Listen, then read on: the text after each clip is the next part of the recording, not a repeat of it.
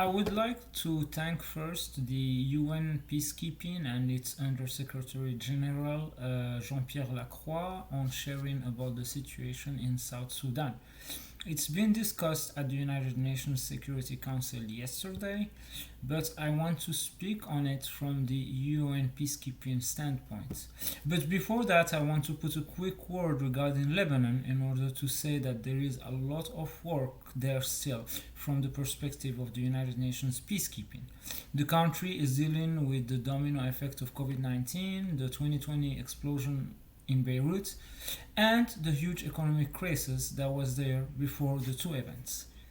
Regarding South Sudan, the United Nations representative met with the government authorities in order to ensure access to communities in need during a day long work in Juba related to the joint verification and monitoring mechanism and affirming rules and responsibilities of all stakeholders as well. The meeting was headed by Nicholas Mason, who is in charge of the United Nations missions to South Sudan.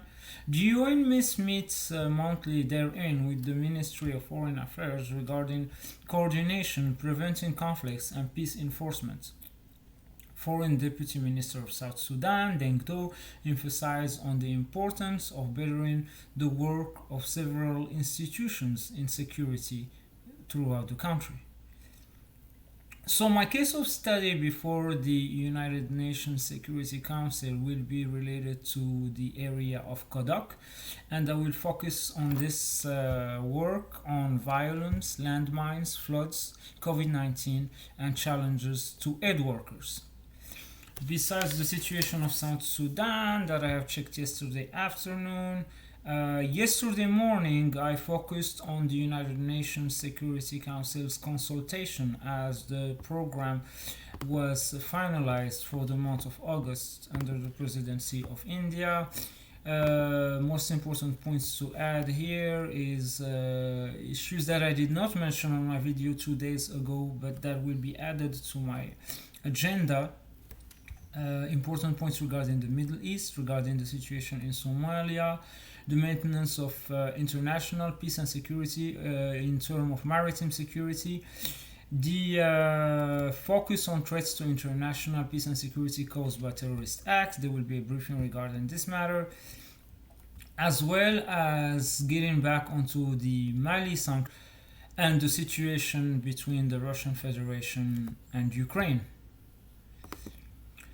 On another point, I want to get back here on the UNOCT that works with the Permanent Mission of Nigeria in order to train 46 participants, including 17 female from 13 Nigerian agencies, on biological countermeasures. A 3-day virtual training that included the development of counter bioterrorism programs, something that I've been speaking about before regarding the case of Nigeria as well. Focus on the virtual biological countermeasures. Besides that, I had the opportunity yesterday, after the United Nations Security Council consultation, to learn about implementing a new maritime strategy in the United States. It is related, of course, to the challenges of deterring the People's Republic of China. The defense budget is involved here, which would shrink the United States fleet to prioritize current readiness and future research and development within a lower overall budget than in preceding years. It's an approach that is described as divesting to invest, but may not be appropriate given the accelerating threats posed by the competition of the United States throughout the world, and especially in the Indo-Pacific region. Another thing that I have discussed with the Hudson Institute today was related to the topic of gaining advantage through mission integration, a very clever topic in the term of intelligence and counterterrorism. So we have to remind, if we take the case of study of the U.S. Indo-Pacific, leaders of the U.S. Indo-Pacific Command made it clear regarding the position of the People's Republic of China when it comes to Taiwan, and the constrained budget and the little time to modernize came as well during this discussion. The United States Department of Defense needs new ways to regain its edge. Adapting and recomposing deployed US forces in theater could create decision making and warfighting advantage by growing the options available to commanders and foreclosing choices for opponents. However, the US military lacks any processes organizations to integrate joint forces, which are composed by the military services months in advance of deployment.